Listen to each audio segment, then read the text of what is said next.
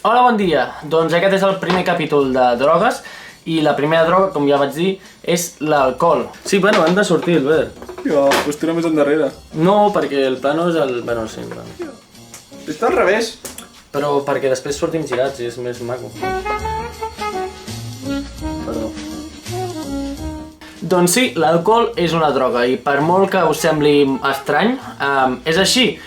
Potser és perquè la tenim tan interioritzada o socialitzada que no ens adonem que continua sent una droga. Però bueno, què és l'alcohol? El alcohol es malo, te envenena el alma y te corrompe. Què és aquesta merda? L'alcohol és alcohol etílic i s'obté de manera natural a través de la fermentació natural, les cometes van abans. Fermentació o destil·lació, ja sigui de cerveses o derivats, que seria fermentació, o de destil·lació, com són coses més totxes, el whisky, el vodka... Bàsicament l'alcohol afecta el nostre sistema nerviós central i modifica la connexió de les nostres neurones. Modifica de manera dolenta, no et fa superbé i modifica i millora les connexions, sinó que més aviat les empitjora. Això és una mica ambigu, però més concretament crea una desinhibició que et fa estar una mica més contentillo, et crea... Tu, ara ve el puto tren, sempre ve el tren, joder.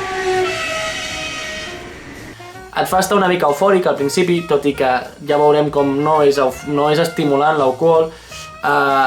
També, i això és dolent, empitjora el sistema motriu, et fa estar molt torpe, però molt torpe.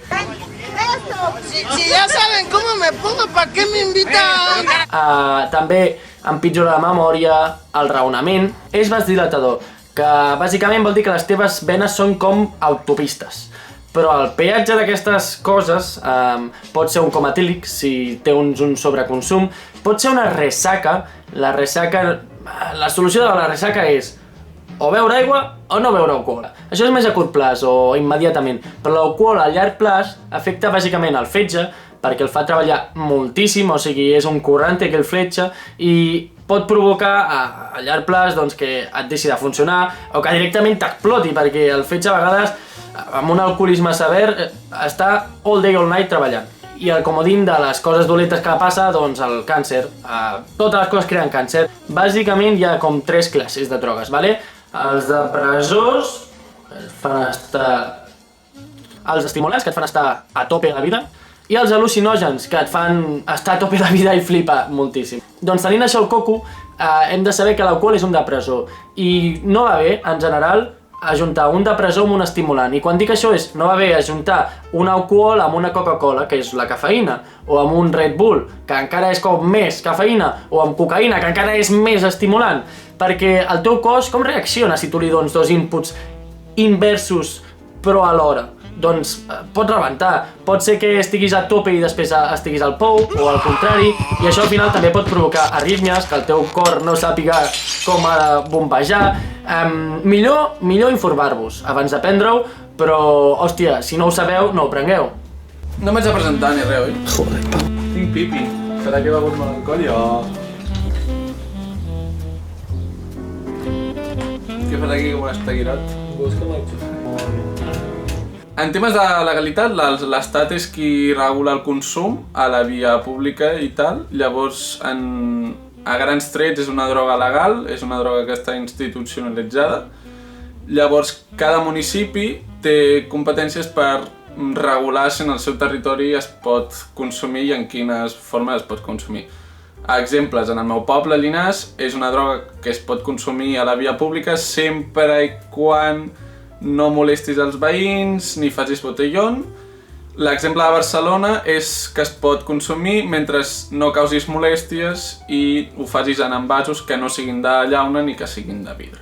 Llavors, és una droga que es pot consumir obertament tant en espais públics com en espais privats. Tant és així que la publicitat de l'alcohol, tot i que està regulada així una mica xipi-xepi, hi ha les lleis de la publicitat, però a grans trets es permet fer publicitat de l'alcohol de forma oberta seguint uns criteris que són, per exemple, si l'alcohol que es publicita té més o menys de 20 graus, l'hora en el que es publicita, el medi, i etc. Tot i això, cal remarcar que hi ha alcohol il·legal, a diferència de l'alcohol legal que està gravat amb impostos, i que compleix unes qüestions sanitàries. Un exemple, per exemple, va des del vi, que pràcticament no té impost, amb la cervesa, que una cervesa pot tenir uns 8 cèntims al litre d'impost a part del 21%, fins a l'alcohol dur 100% alcohol pur, que serien 8 euros al litre. Quitxcling! Llavors aquest alcohol es considera alcohol legal perquè aquí algú té també interessos de que es vengui. A diferència de l'alcohol il·legal seria alcohol de contraband, tipus posant una ampolla, un alcohol que no és d'aquella ampolla, alcohol que no és apte pel consum, fabricacions d'alcohol artesana que és legal però destinada a la venda i al comerç sense passar les corresponents proves sanitàries. Llavors, l'alcohol és una droga que aunque a molta gent no li sembli que és una droga, perquè quan parles de m'estic drogant, no penses en l'alcohol. L'alcohol és una droga que està supernormalitzada, amb els xavals i xavales d'edats molt petites sempre comencen amb l'alcohol com a la primera droga segurament. I bueno, cal una reflexió sobre com d'interioritzat tenim el consum d'alcohol i conèixer-nos una mica també.